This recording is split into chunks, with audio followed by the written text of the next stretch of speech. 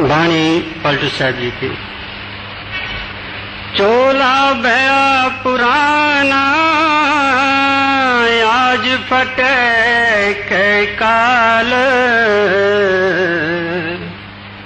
चोला भया पुराना आज फटे के काल, आज फटे की काल तेहू पे है ललचाना,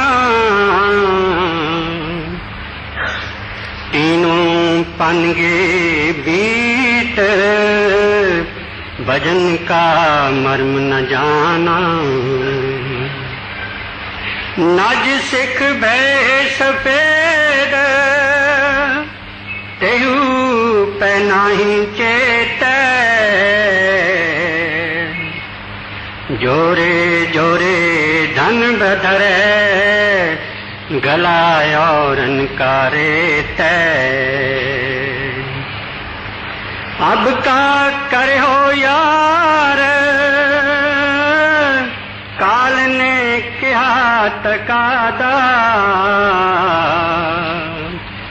चले नए को जोर आए जब पहुंचा वादा, पलटू ते हो पहले तो है माया मोह जंजाल, चोला भया पुराना आज फटे की काल, चोला भया पुराना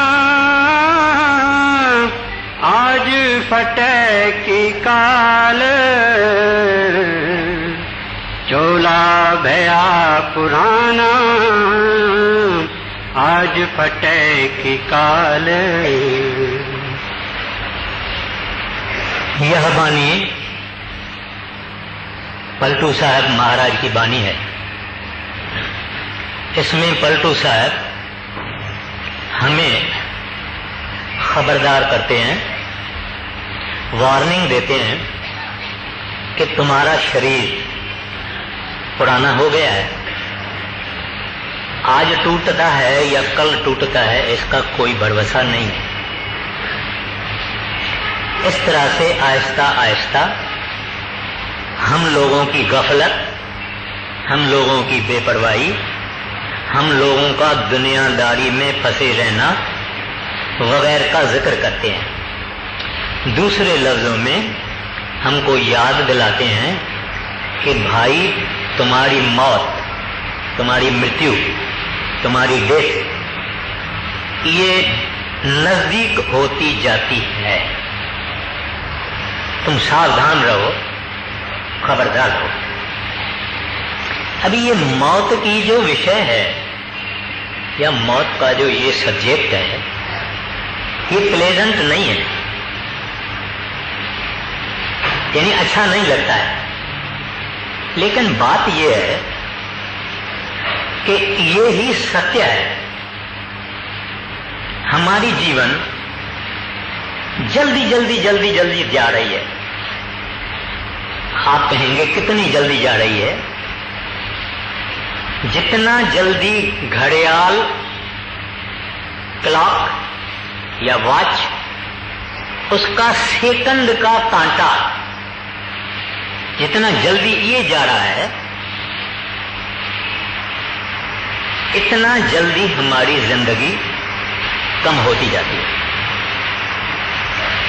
मौत जरूर कुछ लोगों को डरावना लगता है, लेकिन अक्लमंद जो आदमी है वो हमेशा विचारवान होता है। वो सब कुछ विचार करता है और मृत्यु का भी विचार करता है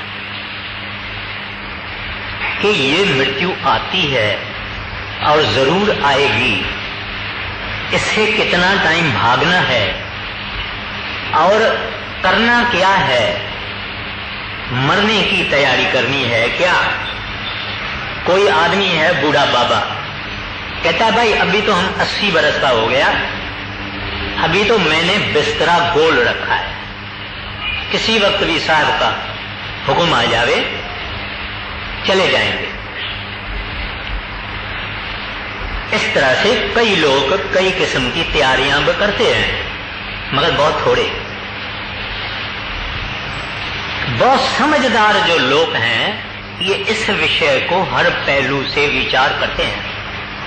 न फकत मृत्यु के बाद क्या, मृत्यु से पहले क्या, मृत्यु का फैमिली कुटुंब परिवार पर असर क्या, मृत्यु का हमारे दुनिया की रिश्तेदारी उसका असर क्या, मृत्यु का हमारा बिजनेस और धंधा और फैक्ट्री और कारखाना उससे क्या ताल्लुक है, और अगर आएगा तो मैं क्या करूंगा।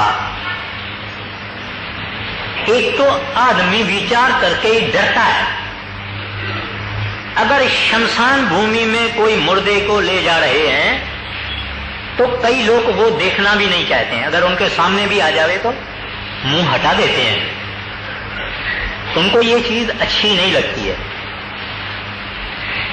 सवाल ये है कि इससे हम कहां तक भाग सकते हैं, दूर हो सकते हैं, अपने आप को बचा सकते हैं। युधिष्ठिर 5 पांडवों में बड़ा भाई था। उसे किसी ने पूछा, महाराज इस दुनिया में बड़ी हैरत अचरज में डालने वाली क्या बात है। महाराज युधिष्ठिर ने कहा, हम संसारी लोग यारों को, दोस्तों को, अपने अजीजों को, घर वालों को मरते हुए देखते हैं, ले उठा के ले जाते हैं, शमशान भूमि में जला देते हैं, उनकी राख ले आते हैं, फिर सब खत्म। लोग समझते हैं कि ये मरने वाला था, मर गया, मैं थोड़ा ही मरूंगा, अगर मरूंगा तो इतना जल्दी थोड़ा ही मरूंगा, जब देखा जाएगा।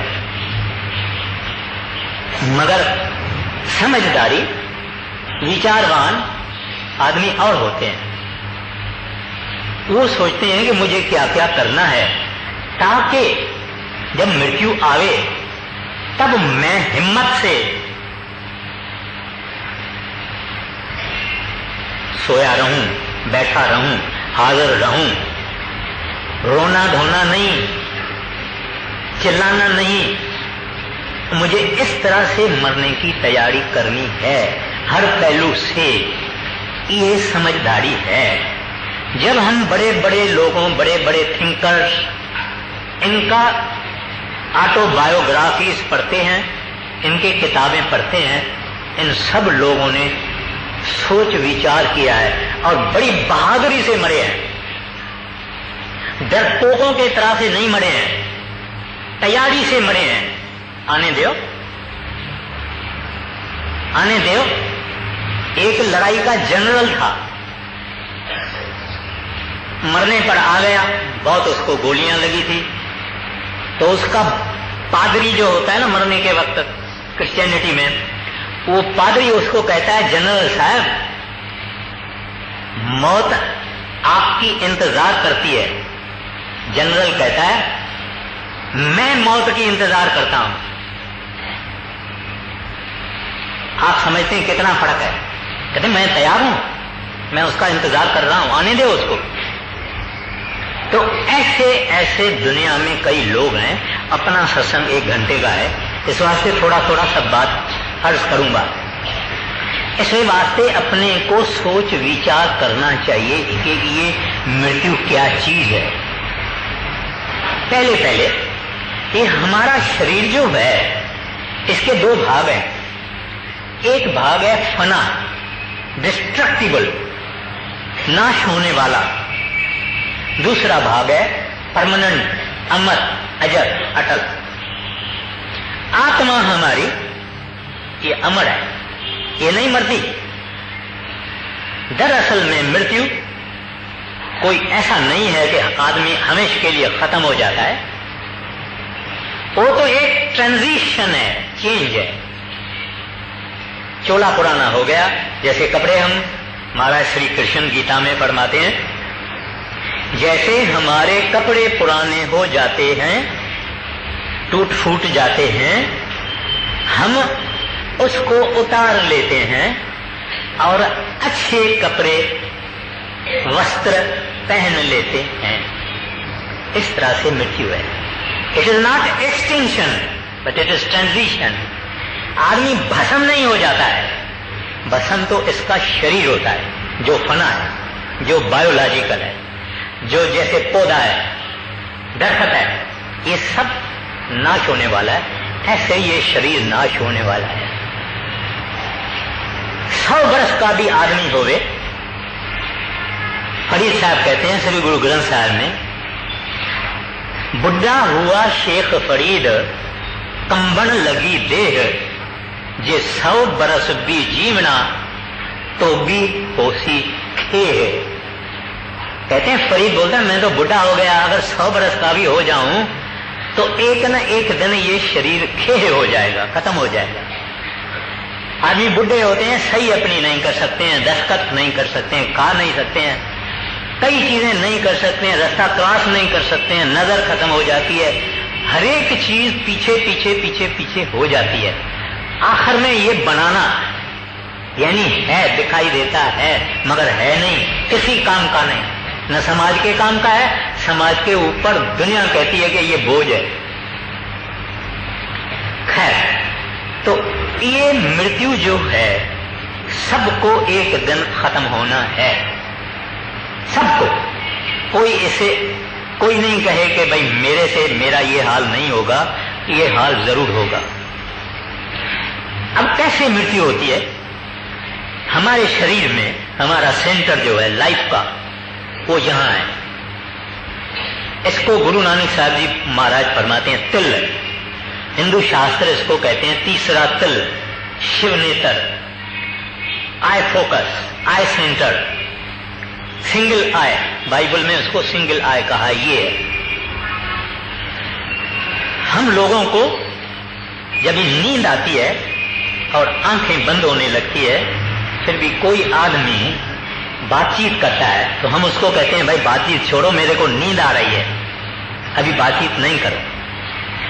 अब उस वक्त क्या होता है कि हमारी बाहें और हमारे पांव और हमारी टांगें, इसकी चेतन सत्ता यानी सोल यानी लाइफ फोर्स यानी आत्मा, ये यहां आके केंद्रित होती है, फोकस करती है। जब हम सोते हैं, सोने से थोड़ा पहले, यही काम हम जब भजन में बैठते हैं तो हम अपनी मर्जी से इसको यहां ले आने की कोशिश करते हैं, मगर सोने के वक्त ये आपे ही चीज होती है। लेकिन हम लोगों ने क्योंकि प्रैक्टिस नहीं किया है वहां रोकने की, इस वास्ते वो नींद आई तो आत्मा हृदय में आई, नाभि में आई, आदमी सो गया। अगर हम अभ्यासी होते तो वहां ही आत्मा को पकड़ लेते और सो जाते। बाहर से आंखें बंद, अंदर से ये जागता है। और ऐसे ही संत होते हैं, उनके प्राण चलेंगे, सब कुछ चलेगा, लेकिन क्योंकि वो आंखों से ऊपर ही रहते हैं, सोए हुए दिखाई देते हैं, लेकिन वो जागते हैं। और अगर हम अभ्यास करें तो इस रास्ते से ही आदमी मरता है।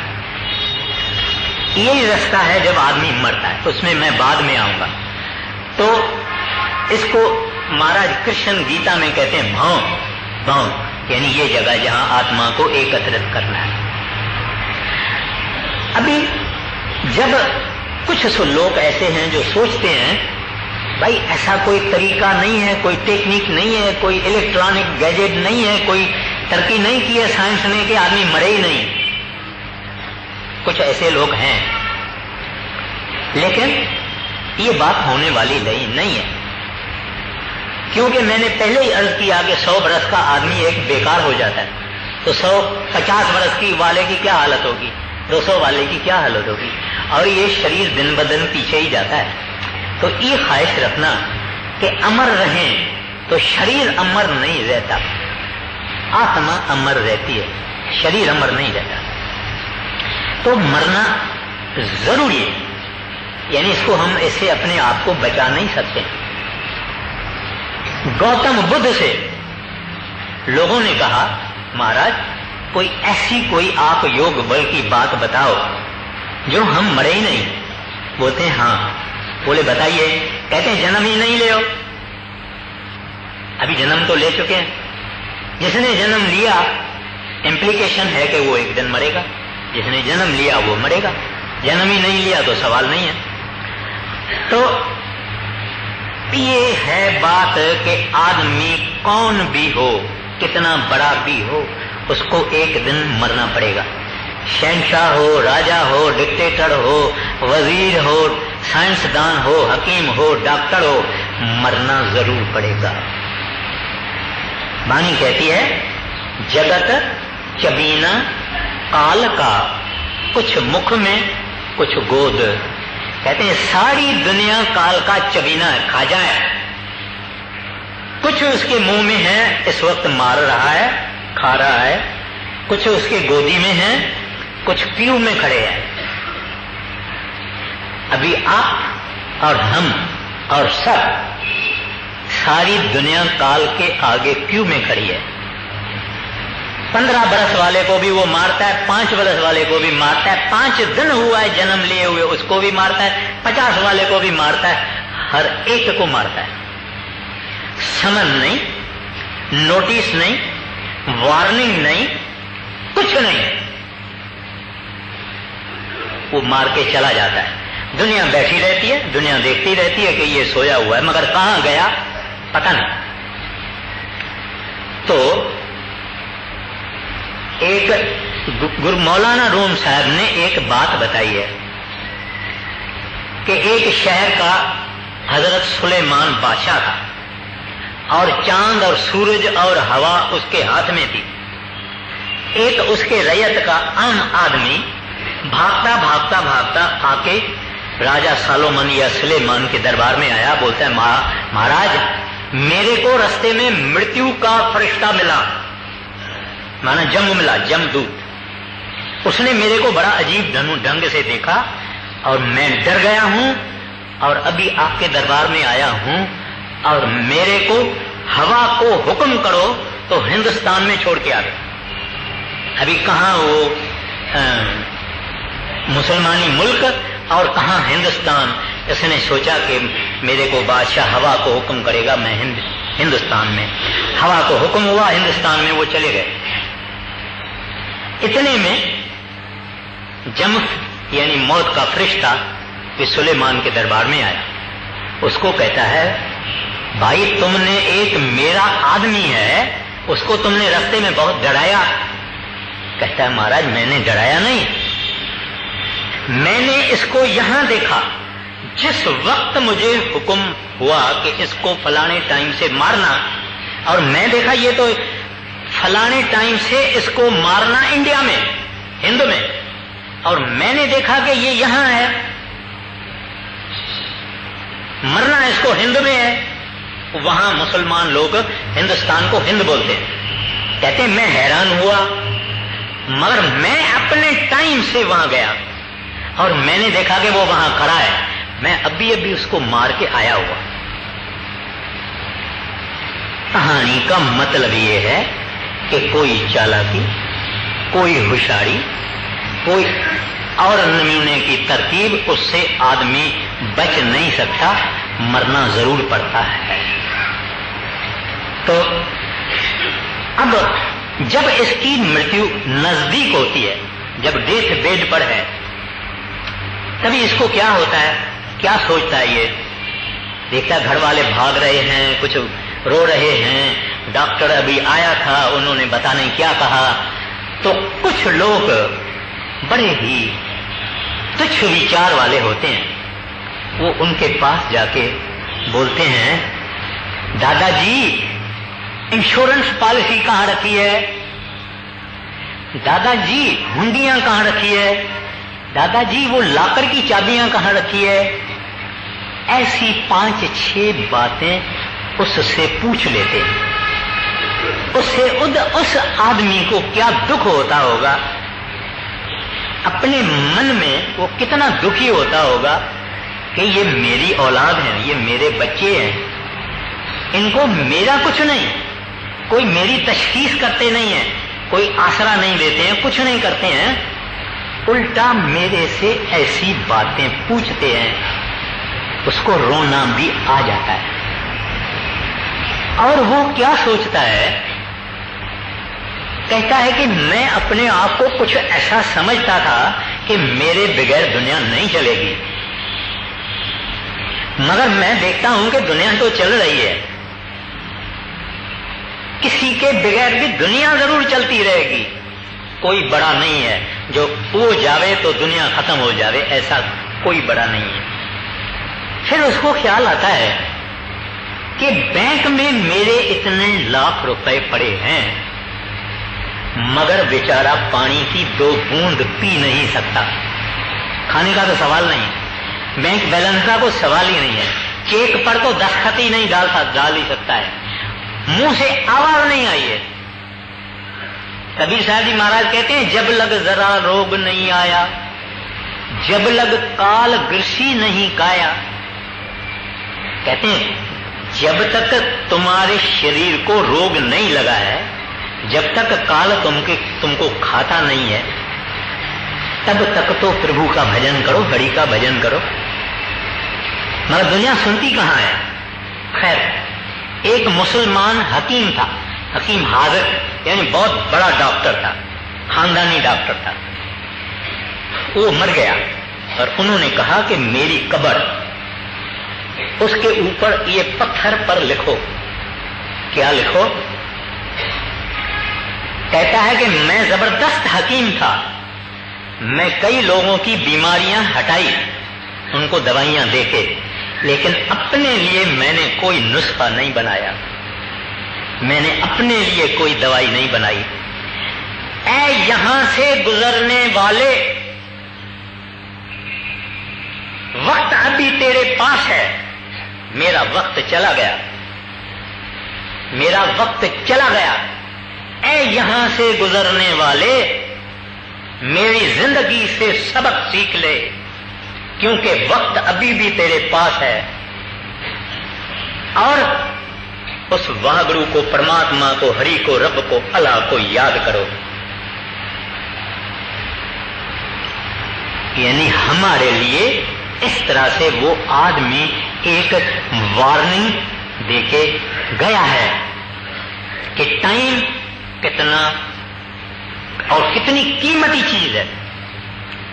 श्री गुरु ग्रंथ साहब की वाणी कहती है, एकस हर के नाम बिना, यानी परमात्मा के नाम के बगैर, एक हरि के नाम के बगैर अगे लइए एक खोए। कहते हैं तू मरा ही नहीं है, उससे पहले उन्होंने तुमको समझा के तू मर गया।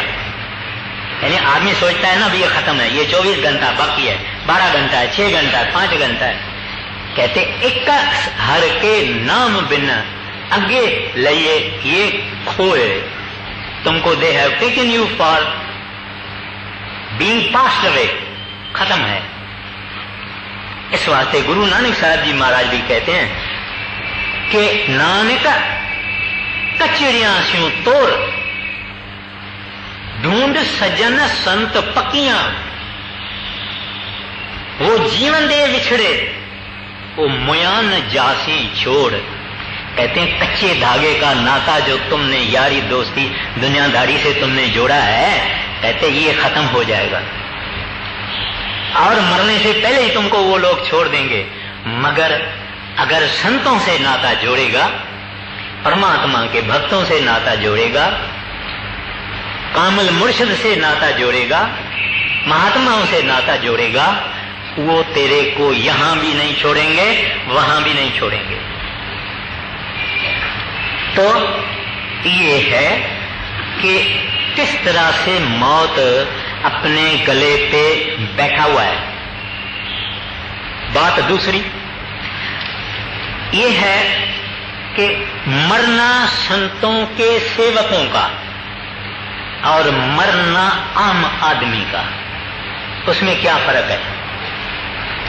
संतों का सेवक, उनको पता है कि मैंने भजन बराबर नहीं किया है। जिन्होंने भजन किया है उनकी बात भी मैं अर्ज करता हूं, मगर वो जिसने भजन नहीं किया है वो तो कहता है मेरा समर्थ सतगुरु कभी मुझे छोड़ने वाला नहीं है और मेरा शब्द खुलेगा और सतगुरु का दर्शन करूंगा।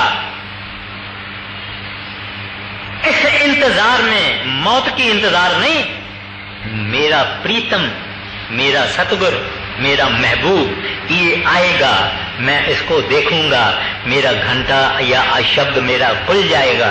मैं तो विहाव करने को जा रहा हूं, मैं तो अपने महबूब के पास जा रहा हूं। भजन नहीं किया है भाई, तो भी जिन्होंने भजन किया है उनको तो पहले ही चेतावनी मिल जाती है कि भाई 10 दिन के बाद आएंगे, 2 दिन के बाद आएंगे, 5 दिन के बाद आएंगे, ले चलेंगे वगैरह वगैरह। बाकी जो आदमी ने संत कोई दुनिया में किया नहीं, उसके पास जम के दूत आते हैं, उनका हिसाब किताब जो भला या बुरा जो भी इनकी सब बातें हैं, वो सब बुरी भली बातें जो है उसको ले जाते हैं, धर्मराज के आगे पेश करते हैं। मगर दुख मरने के समय इनको बहुत होता है। हिंदू शास्त्र कहते हैं कि तुलसी साहब कहते हैं 100 बिच्छू एक ही वक्त अगर डंक लगावे इतना दर्द मरने के वक्त होता है। हजरत मोहम्मद साहब फरमाते हैं एक ही वक्त अगर 300 तलवारें एक आदमी के शरीर में चुभाई जाए इतना दर्द इंसान को होता है, वगैरह वगैरह। लेकिन जिनको पूरा महात्मा मिला, महात्मा वो हिंदू होवे, सिख होवे, इधर का होवे, विलायत का होवे, कोई भी होवे, महात्मा पूरा अगर इसको मिला होवे, काल या काल के दूतों की मजाल नहीं है कि इसके नजदीक आ रहे। मैं एक आपको, टाइम बड़ा प्रॉब्लम है। एक पंजाब में रहने वाली माता थी,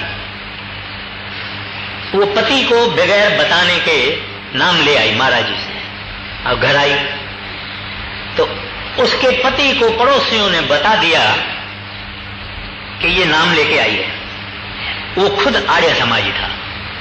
उसने उसको कहा मुझे पता लगा है तुम नाम लेके आई है, राधा स्वामी नाम लेके आई है, देख मैं तुम्हारे को क्या करता हूं। उसने कहा मारोगे, पीटोगे, घर से निकाल दोगे, मैं जाके बर्तन मांजूंगी, रोटी का टुकड़ा मेरे को कभी भी मिलेगा। ठीक है, वो खुद चला गया ऊपर टेरेस पर हवन यज्ञ करने को। तो वहां कोई हवन जलते जलते ये उठा तो इसकी धोती उसमें लकड़ी में फंस गई और इसकी इस तरह से टांग टूट गई। तो चिल्लाते चिल्लाते ये नीचे आया और डॉक्टर भी आया। डॉक्टर ने कहा कि इसके दिल को चोट आ गई है और ये जल्दी मर जाएगा। लोगों को बुलाया गया, रिश्तेदारों को, इसको कि भाई आ जाओ। सब लोग आ गए। अंदर इसकी क्या हालत थी, बाहर से ये सोया हुआ है, आंखें बंद है, मरा हुआ, मानी हुई बात। अंदर इसको जम के दूध पीट रहे हैं, माना मारपीट कर रहे हैं। बड़े महाराज जी आ गए और इसने बड़े महाराज जी को देखा था। जमदूतों को महाराज जी ने बोला चले जाओ, तुम क्यों आए हो यहां? बोले धर्मराज ने बोला है। तो बोलो जाके धर्मराज को दूसरी परमिशन लेके आओ, उनको मेरे लिए बोलो। वो गए परमिशन लेने को, फिर वापस आए ही नहीं। अभी यहां वो सब बैठे हुए हैं, सारी दुनिया बैठी हुई है। वो आदमी जो मरा हुआ है वो आहिस्ता आहिस्ता करके आंखें खोलता है, इधर देखता है, इधर देखता है, इधर देखता है। औरत को कहता है ये मैं कहाँ हूं? बोले अपने घर में है। बोलते सब आदमी क्यों इकट्ठे हुए हैं? कहते हैं क्योंकि आप मर गए थे और अगर 5 मिनट देरी से आप आंखें खोलते थे तो शमशान भूमि में तुम्हारा सामान पहले ही हम भेजने वाले थे, भेजा जाता है शायद। बोलते हैं अब तुम अपनी बात बताओ। कहता है मेरी क्या बात पूछती है, मेरे को इस तरह से जम के दूध मार रहे थे, पीट रहे थे, मैं चिल्ला रहा था, पुकारें कर रहा था, तुम्हारे महाराज सरदार साहब आ गए, वो सब भाग गए और उसके बाद वो गायब हो गए और यहां मेरी आंख खुल गई। बोले अब मुझे डेरे ले चलो। बोले क्यों? अभी तो आप जिंदा हो गए, अभी डेरे क्यों चलेंगे? कहता है अब मैं डेरे चलता हूं, तुम्हारे महाराज ने मुझे जमदूतों से बचाया है, उन जमदूतों के जूतों से बचाया है। मैं महाराज को कहूंगा अब अपने जूतों से मेरे को मारो। खैर ये एक सच्ची साखी है। कहने का मतलब ये होता है कि गुरु एक बहुत बड़ी जबरदस्त चीज है। हम एक काम करते हैं, अगर हम चाहते हैं कि हम मरने के वक्त तकलीफ ना भोगें तो गुरु नानक साहब ने उसका इलाज एक कड़ी में दिया है। मुया जिस घर जावना तित जीवतियां मन मार। जिस घर में तुमको मर के जाना है उस घर में तुम जीते जी मर के जाओ। देखो बड़े महाराज जी कहते थे कितनी अंधेरी रात क्यों न हो, आदमी अपना घर ढूंढ सकता है कि मेरा घर ऐसा है, मेरी गली ऐसी है, वो पहले थड़ा है, वो फिर ये है, फिर ये है। कितनी अंधेरी रात हो अपना घर आदमी ढूंढ सकता है। इसी तरह से जिस सेवक ने भजन किया, सिमरन किया, टांगे खाली हुई, गोडे खाली हुए, कमर खाली हुई, पीठ खाली हुई, ये यहां तक खाली हुआ, यहां तक फिर अंदर गया। ये जगह है जिसके बाद में पता लगता है कि मर के मैं कहां जाऊंगा। कबीर साहब जी महाराज कहते हैं जिस मरने से जग डरे मेरे मन आनंद, मरने ते ही पाइए पूरन परमानंद। जो रोज रोज अपने घर में जाता है और आता है और जाता है वो किस चीज से डरेगा? जमकाल का सवाल नहीं है, अंधेरा है उसका सवाल नहीं है, साहिब साथ में बैठा है, रास्ता इसने रोज रोज देखा है, किससे डरेगा? ये बात ख्याल में रखनी चाहिए। आएगा तो जिसने भजन नहीं किया है उसके लिए भी आएगा, मगर उसको हाथ हाथ में लेके जाएगा और उसको नाक पकड़ के लेके जाएगा। अपने को कौन सी चीज पसंद है अपने को सोच करना चाहिए। अच्छा, फिर सवाल ये होता है कि हम बोलते हैं कल कल कल कल कल कल कल, वो कल आने वाली नहीं है। जब बाल सफेद होंगे तब भजन करूंगा, जब नूह घर में आएगी तब भजन करूंगी, जब धन ज्यादा आएगा तभी, बड़ा होऊंगा, लड़का बड़ा होगा, दुकान मेरा संभालेगा तभी।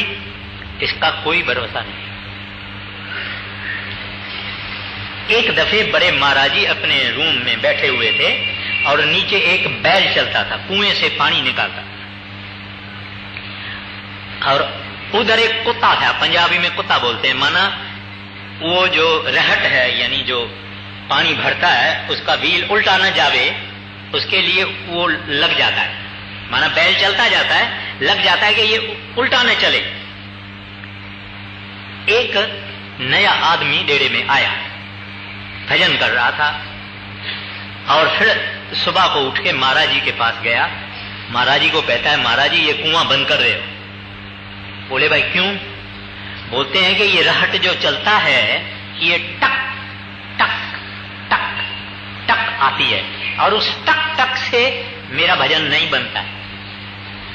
महाराज जी ने उसको कहा, ए भला लोको, ये संसार की टक टक चलती रहेगी, ये संसार की टक टक चलती रहेगी, ये बंद नहीं होने वाली है। जो कुछ हो रहा है उसके बीच में अपना टाइम निकाल के भजन करना है। बड़े महाराज जी फरमाया करते थे, इस संसार में कोई खुशी खुशी नहीं मरता है, रो रो के जाता है। एक भजन करने वाला सत्संगी खुशी से मरता है। कहता है आओ मैं तैयार हूं। यहां महाराज जी 56-57 में आए तो घर मेरे को बोले कि आगे एक सरदार जी बैठा था, उसका नाम मुझे याद नहीं है, और ऐसे ऐसे और दुबला पतला है, ये है, उसको मेरे पास ले आओ। हमने पता किया, सत्संगी को बोला, उसको ले आए। बूढ़ा बाबा था, अरोड़ा उसकी सरनेम थी, उसका नाम मैं भूल गया हूं। महाराज जी के पास में ले गया। महाराज जी उसको कहता है, बाबा वो कफन कहां? कहते हैं महाराज जी ये कफन। उसने कफन लपेट के अपने जेब में रखा था, और वो बड़े महाराज जी के सरसे में सिकंदरपुर में सेवा किया करता था, और कफन बना के इधर डाला था कि मेरे को मृत्यु याद आवे। एक हुसैन करके मुसलमान फकीर था, उसने अपने घर में 7 फुट की कब्र खुदवाई। इसकी जो कब्र माना नीचे खड़ा होता है, ये 7 फुट का होता है।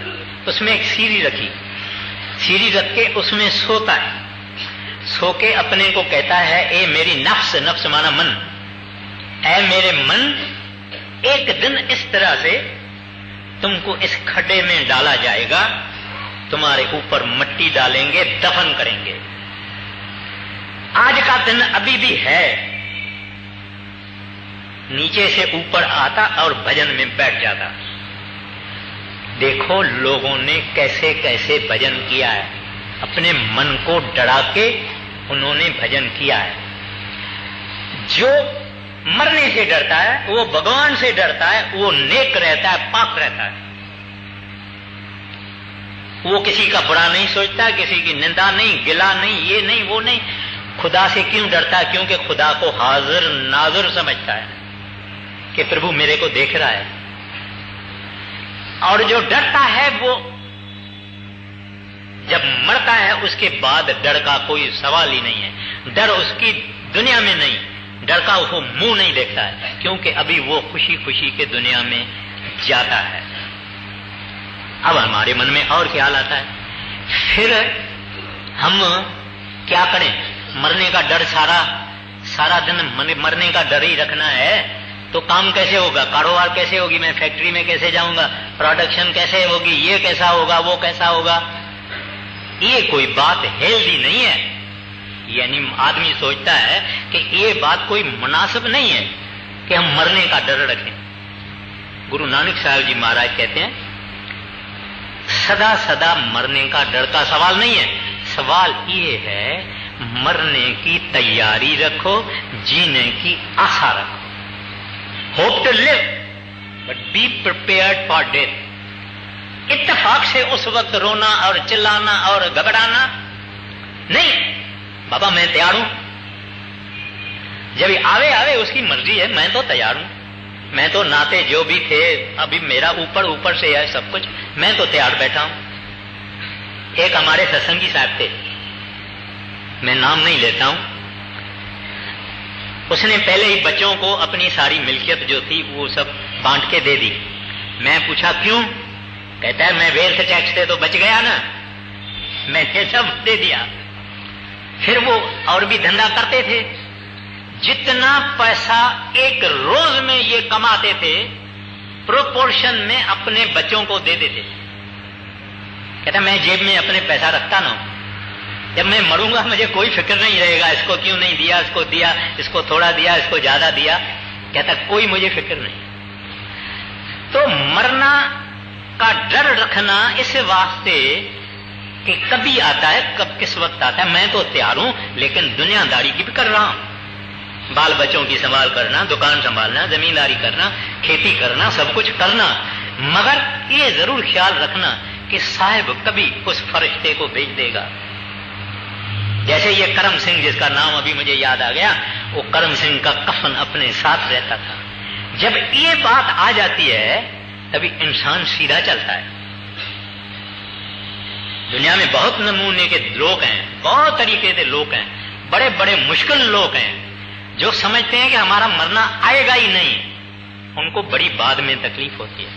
अपने मन को समझा के बुझा के दुनिया की कारोबार ये वगैरह वगैरह सब करना। अब आप बोलेंगे कि तैयारी कौन सी करना, मैंने कह दिया रोज रोज सिमरन भजन करना, और सिमरन भजन नहीं होए तो एक न एक किस्म का अपने से प्रॉमिस करना। मन को बोलना बच्चू अगर भजन करेगा तो ब्रेकफास्ट खिलाऊंगा, दूध भी पिलाऊंगा और ये भी खिलाऊंगा, ये भी खिलाऊंगा। भजन करेगा तो, नहीं करेगा तो नहीं। इस तरह से कई लोगों ने आजमाया। एक आदमी था, वो मन को बोलता था गर्म पानी पिलाऊंगा, गर्मी की मौसम है, गर्म पानी सारा दिन पिलाऊंगा अगर भजन में नहीं लगेगा। एक आदमी भजन के वक्त ऐसा संदल जो था उधर बैठता था, पीठ उधर, सिर इधर, ताकि अगर नींद आवे तो ये गिर जावे। बोलता है बड़ी मेरी हड्डियां टूट जावे। ऐसे ऐसे मर्दानगी इसका नाम है। मर्द इसको कहते हैं जो मन से लड़े। बाकी कुल्हाड़ी लेके, बंदूक लेके, पिस्तौल लेके, लाठी लेके ये लड़ाई करना वो काम नहीं है। इस मन बदमाश से लड़ना है जो हर एक के अंदर बैठा है, उससे लड़ाई करना। तो जब भी हम भजन करेंगे तो ग्रंथ साहब की वाणी कहती है कैसे अंदर जाएंगे, कैसा रास्ता होगा, क्या होगा, क्या नहीं होगा। कहते हैं आंखें बाजू देखना, आंखें बंद, अंदर और आंखें पैदा हो जाती है। ये आंखें तो आप बंद करो तो अंधेरा है, मगर अंदर कुछ दुनिया है, बहुत कुछ है। कहते हैं आंखें बाजू देखना, माना ये आंख के बगैर देखना है। फिर आगे फरमाते हैं पैरें बाजू चलना, कहते हैं उधर पांव नहीं चलते। बिन कन्ना सुनना, कहते हैं शब्द सुनते हैं मगर ये तो बंद करके अंदर के कान सुनते हैं। बिन हत्था करना, कहते हैं हाथ वाथ से कुछ नहीं करना पड़ता है। जीबें बाजू बोलना, कहते हैं बोलना इस जीभ से नहीं, अंदर जीभ पैदा हो जाती है। जीबें बाजू बोलना, यूं जीवत मरना, कहते हैं इस तरह से जिंदा जिंदा मरना है। डर कोई नहीं, डरने मरने का कोई सवाल ही नहीं है, क्योंकि हम रोज रोज मरते हैं। थोड़ा थोड़ा पहले मरते हैं, फिर इधर तक मरते हैं, फिर पीठ तक मरते हैं, फिर यहां तक मरते हैं, फिर अंदर चले जाते हैं। वो आदमी क्यों डरेगा जिसकी रोज प्रैक्टिस है मरने की। अंदर खोज, अंदर मेहनत, आंखें बंद करो, सब कुछ बंद करो, अंदर हमारा सारी कोशिश अंदर जाने की। कहते हैं ऐसा अगर होगा तो कहते हैं नानक हुक्म पहचान के तो खस्म में मिलना। कहते हैं संतों का ये हुक्म है। हुक्म माना शब्द भी है। कहते हैं इस तरह से अगर बैठ के आप मेडिटेशन करेंगे, अंदर हुक्म यानी शब्द सुनाई देगा, फिर ये अमर हो गया, अजर हो गया, अटल हो गया। अभी वाणी क्या कहती है, पलटू साहब जी महाराज क्या कहते हैं, बोलो जी। चोला भया पुराना आज फटे की काल, चोला भया पुराना, आज फटे की काल, आज फटे की काल, टेह पे है ललचाना, तीनों पन गए बीत, भजन का मर्म न जाना। अपने को याद दिलाते हैं कि ए प्यारा, चाहे तू 25 बरस का है, चाहे 50 का है, चाहे 70 का है, चाहे 80 का है, तुम्हारा रोज रोज चोला यानी शरीर पुराना होता जाता है। हम डॉक्टरों के पास जाते हैं, दवाइयां ले आते हैं, फोटो निकलवाते हैं, आराम लेते हैं, कई किस्म की बातें होती है। ये छोटी छोटी वार्निंग्स है, छोटी छोटी वार्निंग है, छोटी छोटी चेतावनी है कि तेरा शरीर पुराना होता जाता है। आज फटे के काल, आज ही मर जाएगा, कल मर जाएगा, इसको क्या पता। एक बात सोचनी है, वही गलती जो युधिष्ठिर ने बोली, ये समझता है दूसरा ऐसे मर गया, दूसरा हवाई जहाज में मर गया, वो हंसते हंसते मर गया, वो बाथरूम में मर गया। किसी के साथ ये बात हो सकती है, किसी के साथ भी हो सकती है। ये अपने को वार्निंग है। कहते हैं पता नहीं किस वक्त सांस बैठ जाता है। गुरु नानक साहब जी महाराज और भाई मर्दाना एक दफा जंगल में बैठे थे, तो गुरु नानक साहब जी मर्दाने से पूछता है, मर्दाना सांस का क्या भरोसा है, जीवन का क्या भरोसा है। कहते हैं महाराज कल है, आज होएगी कि नहीं। महाराज जी ने कहा नहीं, सोच करो। बोलते हैं सुबह को है, शाम को होएगी कि नहीं। बोले नहीं, ये भी ठीक नहीं। बोले सोच करो। कहते हैं अब भी है, बाद में होएगी कि नहीं। महाराज गुरु नानक साहब ने कहा ये भी गलत है। तो बोले आप फिर बताओ। कहते हैं ये श्वास जो गया ये वापस आएगा कि नहीं। आप चाहे कुछ भी कहो, कोई ये नहीं कहेगा कि झूठ है। कई हमने दुनियादारी में कई देखे, तो अपने को ये विचार करना चाहिए। कहते हैं तीनों अवस्थाएं, माना बचपन, माना जवानी, माना बुढ़ापा, कहते हैं तेरे चले गए। मरम न जाना, कहते तुमने कभी होश रखा है कि इतना बरस हो गया, इतना बरस हो गया, इतना बरस हो गया। किसी आदमी का बर्थडे होता है, जन्मदिन होता है, हम बैंड बाजे बजाते हैं, फोटोग्राफर आता है, वीडियो वाला आता है, खाना पीना होते हैं, महफिलें होती है, तरह तरह का सब कुछ होता है। वो आदमी 35 बरस का है, उसका 35वां जन्मदिन है। खुशियां, ये कोई नहीं सोचता कि 35 तो इसके खत्म हो गए, बाकी कितना है इसका, बाकी कितना है उसका किसी को पता नहीं है। तो कहते हैं ये दुनिया वालों आप मूर्ख हैं, आप ये नहीं सोचते, जो गया है वो सोचते हैं, उसकी खुशी करते हैं। आपका आने वाला क्या है ये किसी को पता नहीं, एक मिनट में चला जाए। Yesterday is gone, tomorrow cannot be assured. Only today is dying. कल चली गई, दूसरी आने वाली कल का कोई भरोसा नहीं है। फकत आज तेरा, आज माना जो आज उठा, जो आज भजन में बैठा, इसकी आज गई माना यूजफुल हो गई, सफल हो गई। इस तरह से उसकी रोज रोज की आज सफल हो जाती है, इसको डर नहीं। रोज रोज की आज, क्योंकि कल का भरोसा नहीं, उस कल का भी पता नहीं, इस कल का भी पता नहीं। कोई कहे कि मैं प्रिविलेज्ड आदमी हूं, मैं इतना बड़ा आदमी हूं, मैं ये हूं, मैं ये हूं, उस साहब के सामने तो ऐसा है काम, पता भी नहीं लगता। कहते हैं सोया हुआ था, लिफ्ट में खड़ा था, हमने उसको देखा, उसने ऐसा कहा, उसने ऐसा कहा, हमने कल देखा है, इसको रात को देखा है। भाई क्या बात है, ये सब होता रहता है, इस सृष्टि का कानून है। अक्लमंद वो इंसान है कि ये सब देख के तैयार रहे। मरने की तैयारी, जीने की आशा, ड्यूटी अपनी पूरी करनी है। आगे आज फटे की काल तेह पे है ललचाना, तीनों पन गए बीत भजन का मर्म न जाना। नज सिख पे सफेद तेह पे नाही चेत,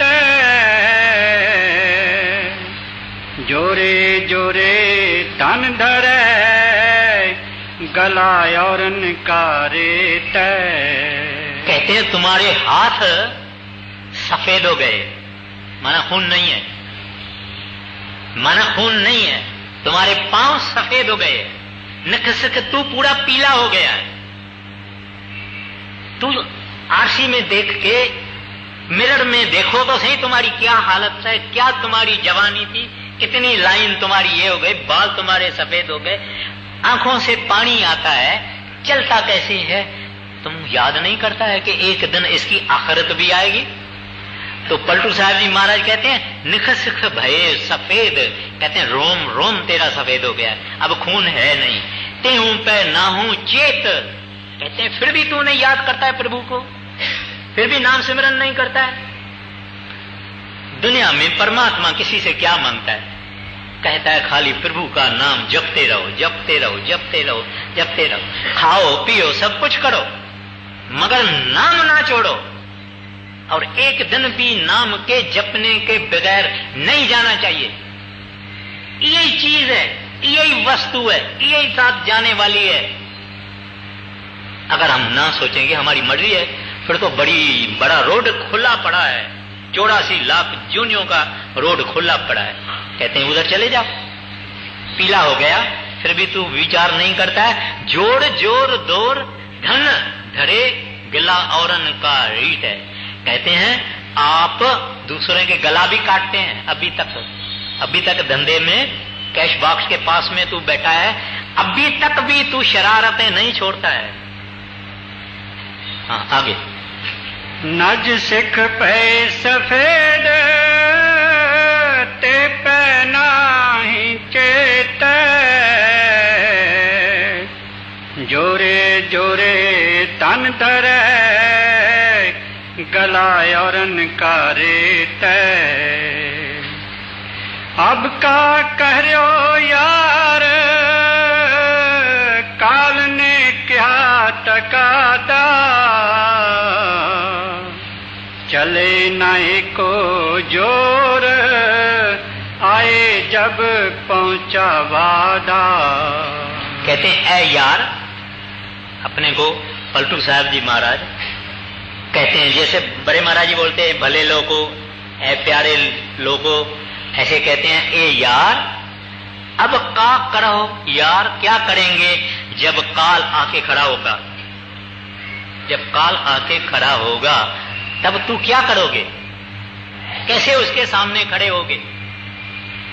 क्योंकि तुमने उस प्रभु को सब याद किया, उस प्रभु को तुमने याद नहीं किया। फिर तू जो चालाकियां करते हो, तरतीबें करते हो, चले न एको जोड़। कहते हैं कोई होशियारी विचारी उसके सामने नहीं आएगी। आया जब पहुंचा वादा, कहते हैं अपने टाइम से वो जम का दूत आ जाता है, अपने टाइम से खड़ा हो जाता है। अब का करे हो यार काल ने क्या तकादा, चले नाई को जोर आए जब पहुंचा वादा। पलटू ते पहले तो है माया मोह जंजाल,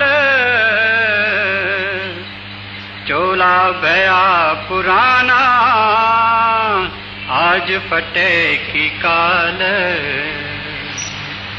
एक मुझे बात छोटी सी याद आ गई। एक आदमी था,